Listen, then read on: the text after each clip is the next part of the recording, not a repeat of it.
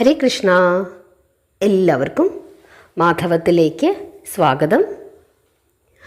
നമ്മൾ കഴിഞ്ഞ 2 ദിവസമായിട്ട് ഭഗവാന്റെ തിരു അവതാരമാണ് പറഞ്ഞത്. എല്ലാവരും തന്നെ ആ കഥ കേട്ട് പ്രാർത്ഥിക്കണം. കേൾക്കാത്തവരുണ്ടെങ്കിൽ അത് കേൾക്കുക തന്നെ ചെയ്യണം. കാരണം ഭഗവാന്റെ തിരു അവതാരം എത്ര കേട്ടാലും നമുക്ക് മതി വരില്ല. ഇന്ന് നമ്മൾ ഭഗവാന്റെ ബാല്യഭാഗമാണ് നോക്കുന്നത്. അമ്പാടി പൈതൽ. എല്ലാവരും വളരെ ശ്രദ്ധയോടുകൂടി ഭക്തിയോടുകൂടി അവസാനം വരെ കേൾക്കണം. എന്നും മാധവത്തിൽ കഥകൾ പറയുന്നുണ്ട്. എല്ലാവരും ദിവസവും കഥകൾ കേട്ട് പ്രാർത്ഥിക്കണം. ഭഗവാന്റെ കഥകൾ പറയുന്നതും കേൾക്കുന്നതും പ്രചരിപ്പിക്കുന്നതും ഭക്തി തന്നെയാണ് എന്നാണ് ഭാഗവതത്തിൽ ഭഗവാൻ പറഞ്ഞിരിക്കുന്നത്. ഹരേ കൃഷ്ണ. ഇന്നത്തെ ഭാഗം അമ്പാടി പൈതൽ. വസുദേവർ നന്ദഗൃഹത്തിലെത്തി. യശോദയുടെ നികടത്തിൽ പൈതലിനെ കിടത്തി തിരിച്ചു പോന്ന് അല്പം കഴിഞ്ഞപ്പോൾ ആ കൊച്ചു കുഞ്ഞ് കരഞ്ഞു. അതു കേട്ട് യശോദയും സൂതികാഗൃഹത്തിലുണ്ടായിരുന്ന പരിചാരികമാരും ഞെട്ടിയുണർന്നു. എന്തത്ഭുതം! നന്ദപത്നിയുടെ പ്രസവം കഴിഞ്ഞിരിക്കുന്നു. യാതൊരു വേദനയും വൈഷമ്യവും കൂടാതെ, ഒന്നും അറിയാതെ നിദ്രയിൽ ദേവിയുടെ പ്രസവം നടന്നത് ദൈവാനുഗ്രഹമെന്നേ പറയാനുള്ളൂ. ഈ വിധം അവിടെ ഉണ്ടായിരുന്ന എല്ലാവർക്കും അപ്പോൾ തോന്നി. കൈകാലുകൾ കുടഞ്ഞു കരയുന്ന ഓമനത്വമുള്ള ഒരാൺകുഞ്ഞ്, കാർമേഘവർണം. ഇങ്ങനെ പരിചാരികമാർ തമ്മിൽ പറയുന്നത് കേട്ടുകൊണ്ട് ആനന്ദത്തോടുകൂടി നന്ദഗോപൻ ആ പ്രസവമുറിയിലേക്ക് കടന്നു വന്നു. പത്നിയെയും പൈതലിനെയും അദ്ദേഹം സന്തോഷത്തോടുകൂടി വീക്ഷിച്ച് ആർക്കും ചെന്നെടുത്തുമ്മ വയ്ക്കാൻ തോന്നുന്ന ഓമനത്വമുള്ള ആ ശിശുവിനെ നന്ദഗോപൻ കണ്ണിമ വെട്ടാതെ നോക്കിക്കൊണ്ടേയിരുന്നു. നന്ദഗോപർ തൻ്റെ അതിരറ്റ ഭാഗ്യത്തെ ഓർത്ത് വൈകുണ്ഠനാഥനെ മനസ്സറിഞ്ഞു പ്രാർത്ഥിച്ചു. എല്ലാം ആ ഭക്തവത്സലൻ്റെ അനുഗ്രഹമെന്ന് മനസ്സിൽ ദൃഢമായി ഉറച്ചു. യശോദയും ആ പൂമ്പൈതലിനെ കണ്ട് ആനന്ദത്തിൽ മുഴകി. നിർവൃതിയിൽ ലയിച്ച് അല്പനേരം മതിമറന്നിരുന്നു പോയി ആ അമ്മ. അനന്തരം അതിനെ തൻ്റെ കരത്തിലെടുത്ത് മതി വരുവോളം മുലപ്പാൽ കൊടുത്തു. നേരം വെളുത്തില്ല. അതിനു മുമ്പ് തന്നെ യശോദ അതികോമളനായ ഒരു കുഞ്ഞിനെ പ്രസവിച്ചിരിക്കുന്നു എന്ന വാർത്ത ഗോകുലം മുഴുവനും അറിഞ്ഞു കഴിഞ്ഞു. പിന്നെ അവിടെ നടന്ന ആഘോഷം എന്തെന്നും എങ്ങനെയെന്നും പറയുവാൻ വാക്കുകൾ പോരാ. അതെ, ഗോപന്മാരും ഗോപികളും ചേർന്ന് ആടുക, പാടുക, തുള്ളുക, നൃത്തം ചെയ്യുക, സന്തോഷം കൊണ്ട് കരയുക, പരസ്പരം ആശ്ലേഷിക്കുക എന്നു വേണ്ട എന്തെല്ലാം പ്രകടനങ്ങളാണ് അവർ നടത്തിയതെന്ന് വർണ്ണിക്കുവാൻ മനുഷ്യനെ കൊണ്ട് സാധിക്കുകയില്ല. നന്ദഗോപൻ ആ വജ്രവാസികളുടെ നാഥനാണ്. അദ്ദേഹത്തിൻ്റെ പത്നി ആറ്റുനോറ്റ് ഒരു ആൺപൈതലിനെ പ്രസവിച്ചപ്പോൾ അവർക്ക് അപ്രകാരമല്ലാതെ എങ്ങനെയാണ് ആനന്ദിക്കാൻ കഴിയുക? കുഞ്ഞിൻ്റെ ആരോഗ്യത്തിനും ക്ഷേമത്തിനും വേണ്ടി നന്ദഗോപൻ ഉത്തമ ബ്രാഹ്മണർക്ക് ധനദാനം, ഗോദാനം, വസ്ത്രദാനം, സ്വർണദാനം മുതലായവ നൽകി ഒരു ശുഭമുഹൂർത്തത്തിൽ ഉണ്ണിയുടെ ജാതകർമ്മങ്ങളും കഴിച്ചു. അന്നു മുതൽ അമ്പാടിയിൽ പണ്ടെങ്ങും കണ്ടിട്ടില്ലാത്ത വിധത്തിൽ ഐശ്വര്യം വിളയാടുവാൻ തുടങ്ങി. ആനന്ദവല്ലഭൻ പള്ളികൊള്ളുന്ന പുണ്യസ്ഥലത്ത് പൂമങ്കയും വിളയാടി വിളങ്ങണമല്ലോ. ഹരേ കൃഷ്ണ. ഗോപന്മാർ തങ്ങളുടെ ഗൃഹങ്ങളിൽ ധ്വജങ്ങൾ നാട്ടി സന്തോഷസൂചകമായി കൊടിക്കൂറകൾ തൂക്കി. ദിവസവും പുലർവേളയിൽ കുളിച്ച് ഗോപീചന്ദന കുറികളും ചാർത്തി തലമുടി മേൽപോട്ടാക്കി കൂട്ടിക്കെട്ടി അതിൽ മയിൽപീലികൾ കുത്തി ഗോപന്മാർ അമ്പാടി മണിക്കുഞ്ഞിനെ വന്ന് ദർശിച്ചുകൊണ്ടിരുന്നു. അതുപോലെ ഗോപികമാർ കുളിച്ച് ശുഭ്രവസ്ത്രങ്ങളണിഞ്ഞ് വാർമുടി കോതിക്കെട്ടി കണ്ണെഴുതി ചാന്തിൻ പൊട്ടും തൊട്ട് ചമഞ്ഞൊരുങ്ങി തങ്ങളുടെ പഞ്ചാമൃത പൈങ്കിളി പൈതലിനെ വന്നു കണ്ടു. ആടിപ്പാടി നൃത്തങ്ങൾ വെച്ച് ഓമനത്വം തുളുമ്പുന്ന പിഞ്ചിളം ചെന്താർവദനത്തെയും ശ്യാമള മേഘവർണം പൂണ്ട പൂന്തനുവിനെയും ചുംബിച്ച് ആനന്ദത്തിൽ മുഴുകി അവർ രസിച്ചു. കുഞ്ഞിന് കാണികളുടെ കണ്ണുദോഷം പറ്റാതിരിക്കുവാൻ നന്ദഗോപൻ മന്ത്രവാദികളെ കൊണ്ട് രക്ഷാമന്ത്രങ്ങൾ എഴുതി വെച്ച വാറോലകൾ സൂതികാഗൃഹത്തിന് 4 വശവും തൂക്കിച്ചു. ആ ദിവസങ്ങളിൽ അമ്പാടിയിൽ ഒരു മഹോത്സവത്തിൻ്റെ പ്രതീതിയാണ് എപ്പോഴും ദൃശ്യമായിരുന്നത്. പശുക്കളെ കുളിപ്പിച്ച് കൊമ്പുകളിൽ പട്ടുറകളിട്ട് അലങ്കരിക്കുക, തൊഴുത്തുകളിൽ പൂമാലകളും കുരുത്തോലകളും തൂക്കി ഭംഗി വരുത്തുക എന്നിങ്ങനെ ഗോവൃന്ദങ്ങൾക്കും സന്തോഷം വരുമാറ് ഗോപന്മാർ പലതും ചെയ്തു. രാജാവായ കംസന് വാർഷിക കരം കൊടുക്കേണ്ട സമയമായിരുന്നു അത്.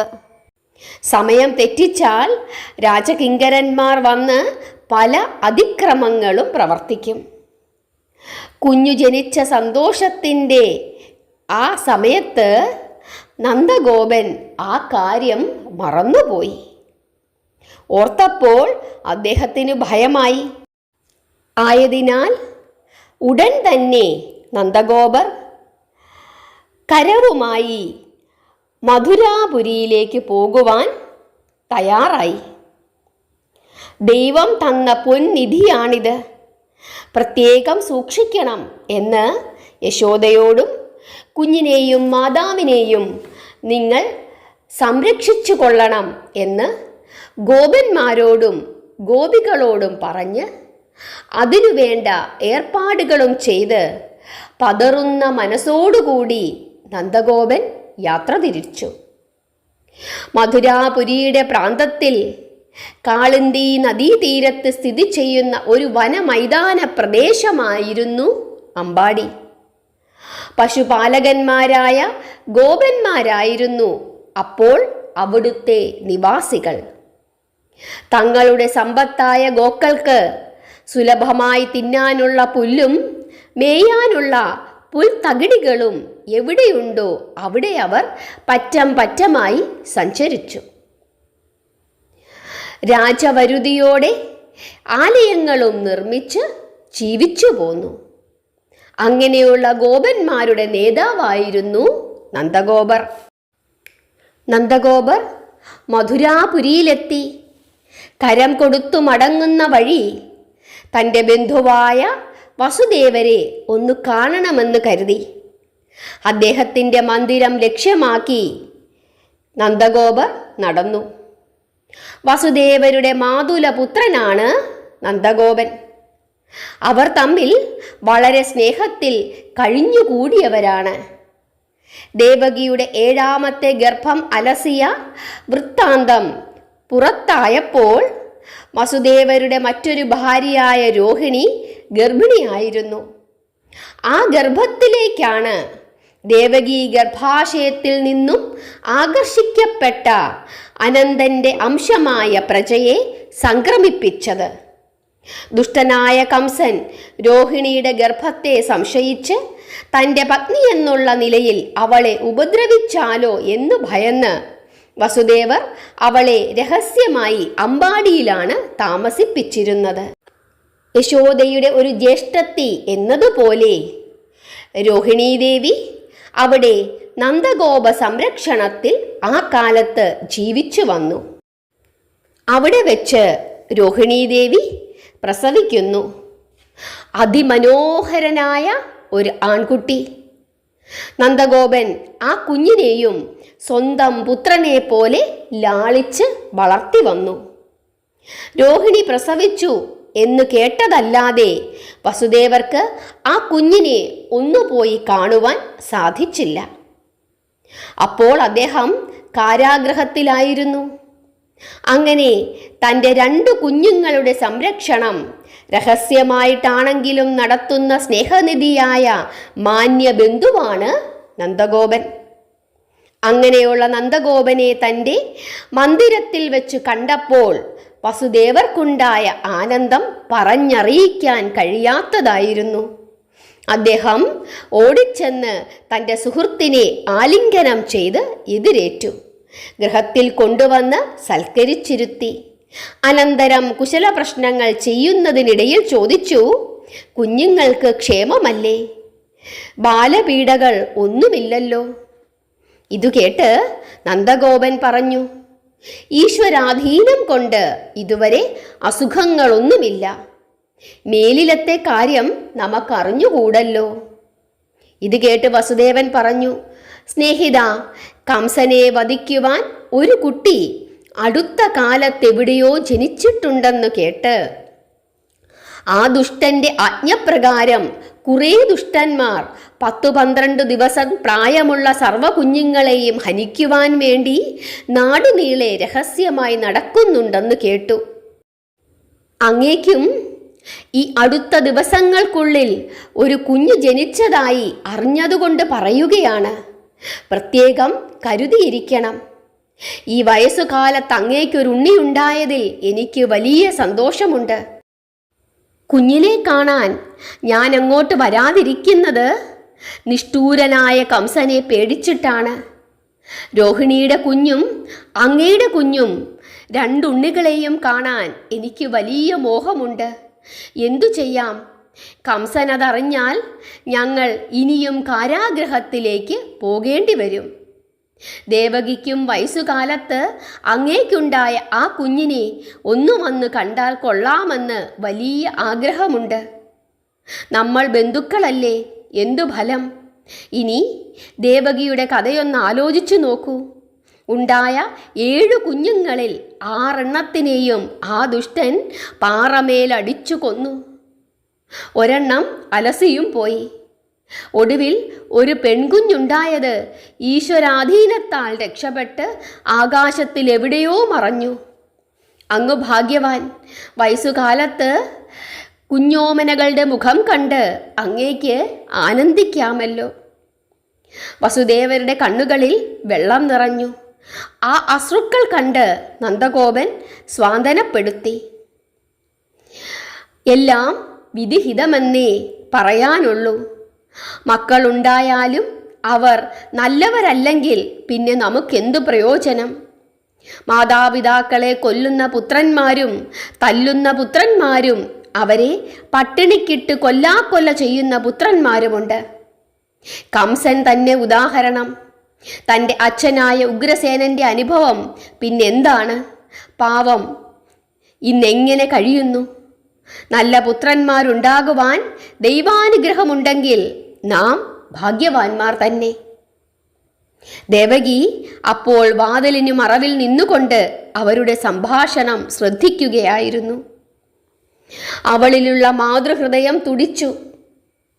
ദേവകി മന്ദമായി ചോദിച്ചു, കൊച്ചുകുഞ്ഞ് കയ്യും കാലും തല്ലി കളിക്കാറില്ലേ? കരയാറുണ്ടോ? യശോദയുടെ മുലയിൽ കുടിക്കാനുള്ള പാലുണ്ടോ? ഇത് കേട്ട് നന്ദഗോപൻ പറഞ്ഞു, ഒരു കുഴപ്പവുമില്ല. ഈശ്വരാധീനം കൊണ്ട് അവൻ നന്നായി തന്നെ കിടക്കുന്നു. ഇത് കേട്ട് വസുദേവർ തുടർന്നും പറഞ്ഞു, രോഹിണി പരിഭവിച്ചിരിക്കാം. കുഞ്ഞ് ജനിച്ചിട്ടും ഞാൻ അങ്ങോട്ട് വരാത്തതുകൊണ്ട് എൻ്റെ പരമാർത്ഥം നന്ദൻ അവളെ ധരിപ്പിക്കണം. എൻ്റെ ഭാര്യയെയും കുഞ്ഞിനെയും കൊണ്ടുപോരാൻ എനിക്കാഗ്രഹമില്ലാഞ്ഞിട്ടല്ല, വിധി അതിനനുവദിക്കുന്നില്ല. അനന്തരം ഉപചാരപൂർവം ഭക്ഷണവും നൽകി ആതിഥ്യ മര്യാദ അനുസരിച്ച് നന്ദഗോപനെ വസുദേവർ യാത്രയാക്കി. തിരിച്ചു പോരുമ്പോൾ മാർഗമധ്യേ നന്ദഗോപൻ ആലോചിച്ചു, വസുദേവർ പറഞ്ഞത് ശരിയായിരിക്കുമോ? ശിശുഹത്യയ്ക്ക് ഒരുങ്ങി നടക്കുന്ന ദുഷ്ടപാപികൾ എൻ്റെ ഗൃഹത്തിലും വരുമോ? അയ്യോ, എൻ്റെ പൊന്നുണ്ണി കിടാവിനെ കണ്ടാൽ അവർ വെച്ചേക്കുമോ? നന്ദന് പിന്നെയൊന്നും ചിന്തിക്കാൻ വയ്യാതെയായി. ദേഹവും മനസ്സും തളർന്നുപോയി ആ പാവത്തിൻ്റെ. ഹരേ കൃഷ്ണ. ഇതാണ് ഭഗവാന്റെ തിരു അവതാരത്തിന് ശേഷമുള്ള ബാക്കി ഭാഗം. ഇനി നമുക്ക് അടുത്ത ദിവസം പൂതനാമോക്ഷമാണ് കേൾക്കാനുള്ളത്. ഭഗവാൻ അനുവദിക്കുമെങ്കിൽ തീർച്ചയായിട്ടും നമുക്കത് പറയാം. നിങ്ങൾക്കെല്ലാവർക്കും അത് കേൾക്കാൻ ഭഗവാൻ അനുഗ്രഹിക്കുമെങ്കിൽ കേൾക്കാനും സാധിക്കും. നമ്മളൊന്ന് വിചാരിക്കുന്നു, ഈശ്വരൻ മറ്റൊന്ന് ചിന്തിക്കുന്നു. പറയാനും കേൾക്കാനും ഈശ്വരൻ വിചാരിച്ചാൽ മാത്രമേ സാധിക്കുകയുള്ളൂ എന്ന് എല്ലാവർക്കും അറിയാം. എന്നിട്ടും പലപ്പോഴും ഞാനിത് ചെയ്യും, ഞാൻ അത് ചെയ്യും എന്ന് പറഞ്ഞ് മനുഷ്യൻ വീമ്പ് പറഞ്ഞുകൊണ്ടേയിരിക്കുന്നു. ഒരു ഇല ചലിക്കണമെങ്കിൽ ഈശ്വരൻ വിചാരിക്കണം. അതുപോലും അറിയാതെയാണ് ഞാൻ എന്ന ഭാവത്തിൽ മനുഷ്യൻ അഹങ്കരിച്ചുകൊണ്ടേയിരിക്കുന്നത്. എല്ലാവരും എന്നും മാധവത്തിൻ്റെ കൂടെ ഉണ്ടാകുമെന്ന് വിശ്വസിക്കുന്നു. നിങ്ങളുടെ അഭിപ്രായങ്ങൾ പറയണം. സബ്സ്ക്രൈബ് ചെയ്യാതെ കാണുന്നവരൊക്കെ സബ്സ്ക്രൈബ് ചെയ്യണം. ഭഗവാന്റെ കഥകൾ കേൾക്കുകയും മറ്റുള്ളവർക്ക് പറഞ്ഞു കൊടുക്കുകയും പ്രചരിപ്പിക്കുകയും ചെയ്യണം. ഈ കലിയുഗത്തിൽ നാമം ജപിക്കുക, കഥകൾ കേൾക്കുക, ഇത് മാത്രമേ ആശ്രയമായിട്ട് എല്ലാവർക്കും ഉള്ളൂ എന്ന് വീണ്ടും വീണ്ടും ഓർമ്മിപ്പിക്കുന്നു. ഹരേ കൃഷ്ണ.